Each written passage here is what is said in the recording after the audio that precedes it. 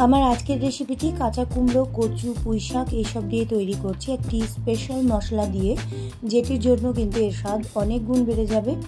এর জন্য আমি 500 গ্রাম কাঁচা কুমড়ো নিয়ে নিয়েছি, কচু, ঝিঙে এবং রয়েছে পুঁইশাক।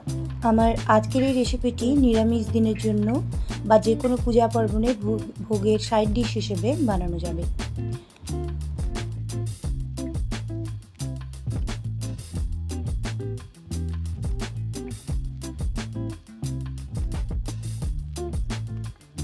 রেসিপিটি সর্ষের তেলে সবচেয়ে বেশি স্বাদের হয়।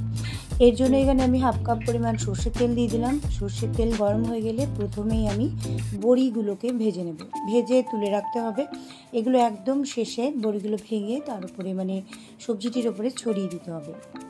বড়িগুলো ভাজা হয়ে গেল, তুলে নিলাম। এবার হাফ টিস্পুন মতো 5 ফোড়ন এবং 1 টেবিল স্পুন মতো গোটা সর্ষে আমি ফোড়নে দিলাম।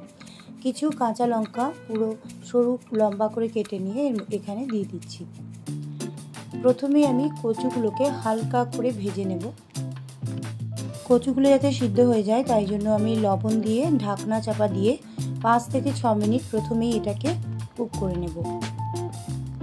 কচুগুলো যেহেতু সব থেকে শক্ত সবজি, সেহেতু এটাকে আগেই আমি এভাবে 50% থেকে 60% কুক করে নিচ্ছি, তা না হলে কুমড়োগুলো কিন্তু একদম গলে যাবে।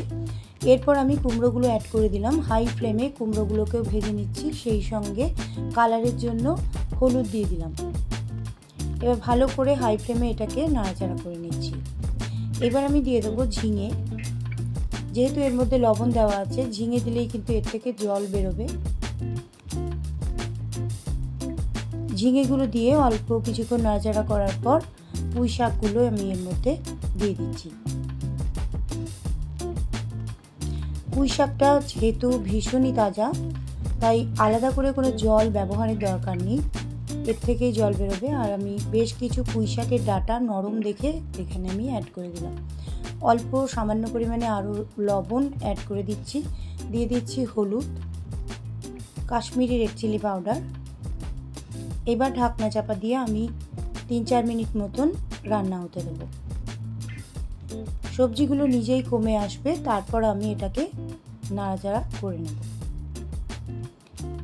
এখন দেখুন সবজিগুলো থেকে কিন্তু অনেকটা পরিমাণ জল বেরিয়ে এসছে।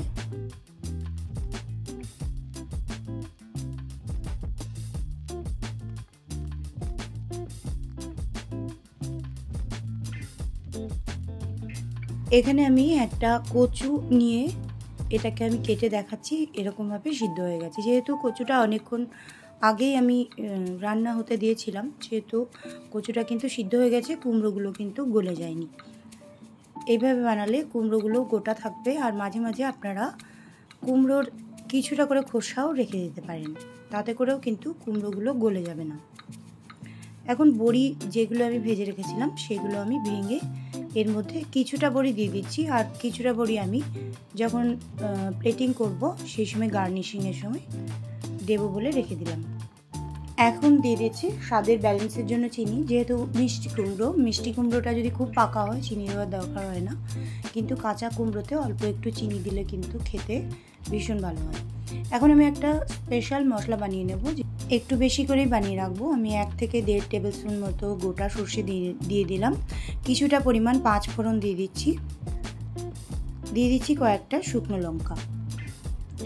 ভেঙে দিলে শুকনো লঙ্কাটা ভালো ড্রাই রোস্ট হবে। এবার পুরো মশলাটাকে ড্রাই রোস্ট করব যতক্ষণ না ধোঁয়া বেরিয়ে আসে। ধোঁয়া বেরিয়ে আসলে গ্যাসের ফ্লেমটা বন্ধ করে ঠান্ডা হতে দিতে হবে। ঠান্ডা হয়ে যাওয়ার পর এটাকে মিক্সিতে পেস্ট করে গুঁড়ো করে নিতে হবে। ঠান্ডা না হওয়ার আগেই যদি আমি এটা গুঁড়ো করি তাহলে কিন্তু ভালো গুঁড়ো হতে চাইবে না। এবার এটা ঠান্ডা হয়ে গেছে এতক্ষণে, আমি এবার এটাকে একটা মিক্সার গ্রাইন্ডারে নিয়ে নিচ্ছি।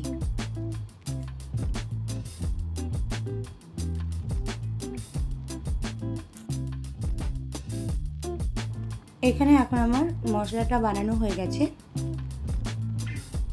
আমি এখন এই তরকারিটি বা রেসিপিটির মধ্যে অল্প পরিমাণে ফ্লেভারের জন্য বা স্বাদের জন্য এই মশলাটি অ্যাড করে দিচ্ছি।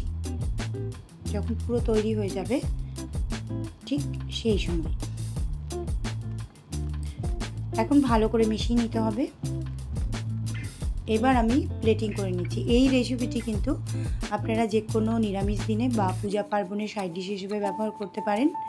আবার রুটি দিয়ে বা ভাত দিয়ে, খিচুড়ি দিয়ে, 3 রকম খাবার দিয়েই কিন্তু এটি ভীষণ ভালো লাগে।